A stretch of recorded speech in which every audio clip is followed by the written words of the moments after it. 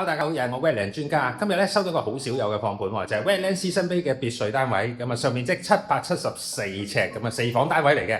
由大門開始睇下先。咁啊，一入大門旁邊咧就係一個鞋櫃嘅位置啦，上邊下邊都做咗櫃嘅。咁同普通分層嘅單位咧，嗱你見呢啲鞋櫃咧大好多噶啦，擺好多鞋嘅。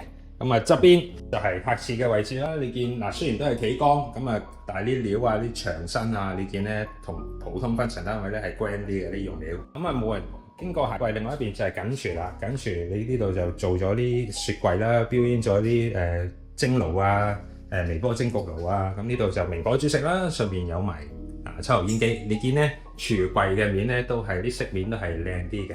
U 型備餐區，大量嘅備餐空間，前邊仲有隻窗添嘅。咁啊呢邊咧工人房呢度咁樣一個床位啦，跟住呢度就套廁。咁啊睇翻成個客廳同埋飯廳啦。咁啊飯廳佢預咗你係擺呢度噶啦，大餐台擺呢度啦，因為呢度有房門嘅。咁啊睇下啲房先啦。呢度一個細房嚟嘅，細房，咁呢個房就預你擺單人床同埋衣櫃或者書台啦。跟住呢邊另外一個房啦，咁啊可以擺到4尺床嘅呢度，咁啊可以擺多個書台啊或者衣櫃喺度啦。咁啊再行入少少，嗱呢個客廳啦，客廳咧兩邊都有電掣，兩邊都可以擺電視或者梳化嘅。咁呢個房咧就長少少噶啦，長少少呢度咧擺個5尺床都 OK 嘅，衣櫃就擺呢度啦。比頭先嗰兩個房咧大啲嘅，仲有2隻窗添嘅。咁啊出去睇埋露台，咁呢種咧一梯3伙嘅呢一種別墅嘅單位，咁呢個係 B 室啦。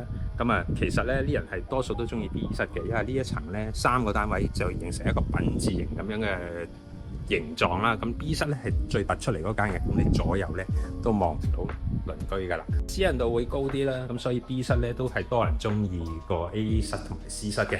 咁啊睇睇客廳同埋飯廳嘅成個樣啦。